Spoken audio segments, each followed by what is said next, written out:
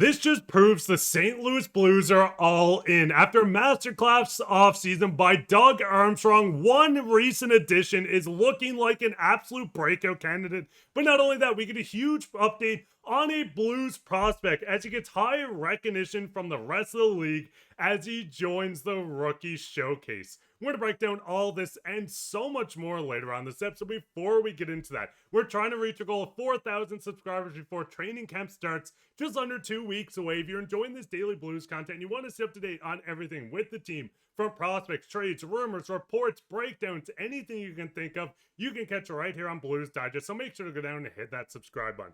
Well, that, Darius, let's just hop straight into this. And before we get into the rookie and the recent additions, I did want to highlight the St. Louis Blues putting out how you can get your hands on the brand new sweaters. Now, going into this, the jerseys are going to go on sale on September 3rd. You can see season ticket holders get a chance to get it before, but you can get it from the team store as well from 10 to 5 on Monday, September 8th.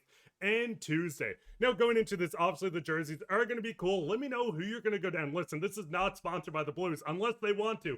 We're all open to that as well, but let us know who you're going to get on your new jerseys. But with that, let's just hop straight into the fact that Jimmy Snuggerud is actually making the showcase of NHL prospects from around the league. Joining the league company, you can see a lot of names here going all the way through to Schaefer, who is just drafted first overall this year. What is your thoughts on Snuggerud getting the recognition from the rest of the NHL as one of the top prospects and going into the showcase, going further in to show off his skills?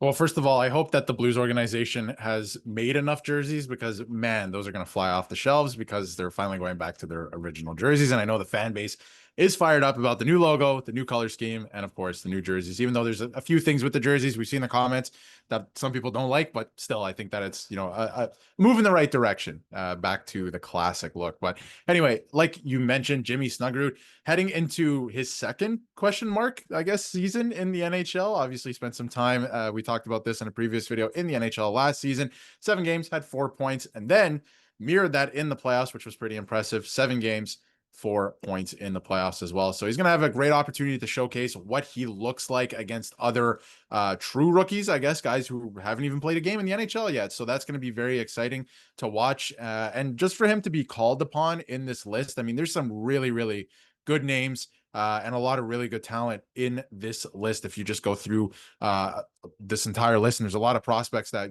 we've heard their names for a long time. So to have Snuggerud, in this list is pretty impressive. And then obviously, I feel like he's going to have a crazy year this year. He's going to have whatever you want to call it, a breakout year, whatever it is. He's going to arrive because what he did in the regular season last year, coming into the NHL is difficult, right? And it's going to be another learning curve for him this year, obviously playing a full 82 game season. Like I'm very curious to see how that works out, but jumping right in at the end of a season when your team's in the middle of a playoff hunt is very difficult. And he put up 4 points in those 7 games. And then even more impressive to me is he's slotted in, he's penciled into the top line where he played last year.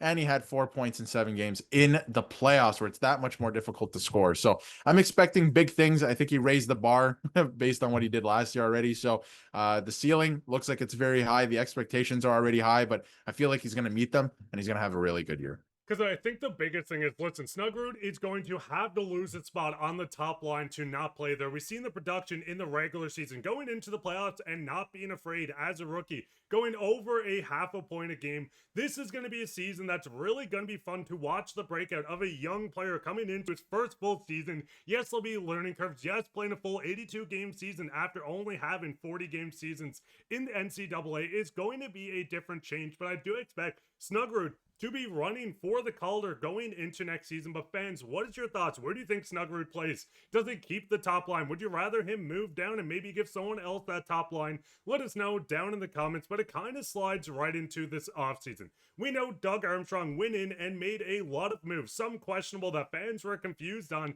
but overall adding 3 great talents and positional needs for this team. Now they added Bjugstad, Suter, Mayu, losing Bolduc, Fasca. But the big thing with this team is, and a lot of fans aren't really looking at, is Nick Bjugstad. Now listen, Nick Bjugstad had a bit of a down year, which we will touch on shortly, but coming in, a 2-year contract, $1.75 million, a 6'6" behemoth, coming in on this team. Call him a mammoth if you want, with him formerly playing for him. But the big thing with Bjugstad, and what a lot of people aren't looking at, when joining this organization, he did come off a down year. 19 points in 66 games. But when playing on a more competitive team with a more better line mates, 45 points, including 22 goals. Now listen, going into this, yes, Bjugstad's going to come in and probably not put up 50 points, but there is a world he unlocks something in this bottom six, and especially on the third line. Could you see a world where he does join this team as a third line center, giving Suter more of a winger role? Yeah, I think that Doug Armstrong made a lot of really good moves this offseason. And, he made a lot of really good acquisitions through free agency. Obviously, the draft, acquiring the bull in a China shop. Take a shot if you're subscribed to the channel. But I think that, he made a lot of really good moves. And signing a guy like Nick Bjugstad is a really, really strong move, because this is a guy, like you alluded to, he can play in different situations, I think. And not only that, Suter can play almost anywhere. Like, he's probably going to play center, and he's probably going to start at center, but he can play on the wing. Maybe Bjugstad can move up to third line center. He can play there.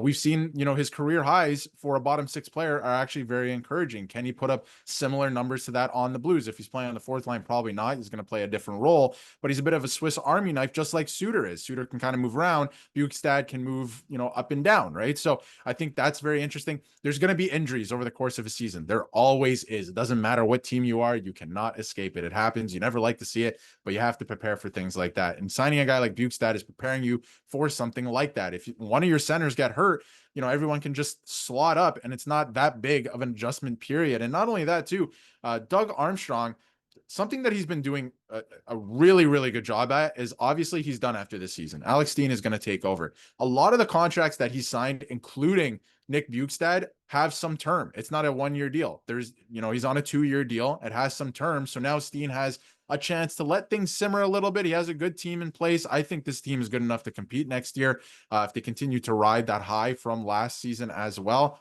They have some really good players on this team. And of course, some of the players are going to be a year older, like Snuggerud. So that's pretty exciting, but they've set themselves up for success. And that's something that I think Blues fans should be absolutely fired up about. And again, if injuries happen, if you have to move guys around the lineup, you can. And I think that's exciting, and they won't necessarily feel out of place. And again, I think it's going to be a very exciting year, but we'll have to see through training camp exactly who's going to play where. And there's probably a body, if not two, out the door come training camp as well. So we're going to have to see, who's playing for keeps come preseason. And I think the big thing is they went out to add a lot. Listen, losing Bolduc does suck, but adding in a young right-handed defenseman to make this a faster and more competitive defensive core, bringing in 2 centers, Doug Armstrong is lining up a team that took the President's Trophy winners to overtime in Game 7. And listen, we wish that turned a different way, but this is a competitive team that's going to continue getting better, getting new bodies and healthy bodies, everything in between. And just for all the dorks out there that wanted the jersey number, Bjugstad 77, Pew Suter 22, and Mayu 23. So if you're getting a new jersey, you can go throw one of those on. Listen, I would probably not get a Bjugstad jersey until he scores 40 goals if that happens. But listen, what's your thoughts on this Blues team? How do you grade this offseason? What is your thoughts on the prospects coming through the system like Snuggerud, who's not really in the system anymore, as he's a sure in and penciled in for a top 6-4? Let us know down in the comments. And speaking of comments, we'll get into comments of the day, where Thomas did say Holloway could become a 70-point player this season like Kyrou. It's going to be an interesting year. Hey, great shades. And that's speaking on the blue shades that we only wear when speaking of Holloway. I wish I could reach back and get him right now. But yeah, this is going to be a season where we're going to see progression from a lot of players and a more experienced team that has a bit of more playoff experience with the 7 games against the Jets. What is your thoughts on this team? How far do you think they go? Let us know down in the comments. Is this the year for another cup run? Are we going to see 2019 again? Let us know down below. While you're down there, leave a like, subscribe, share this with your friends. We'll be back in another episode, so keep your eye out for that. But I'm your host, Mark, with my co-host, Darius, and take care.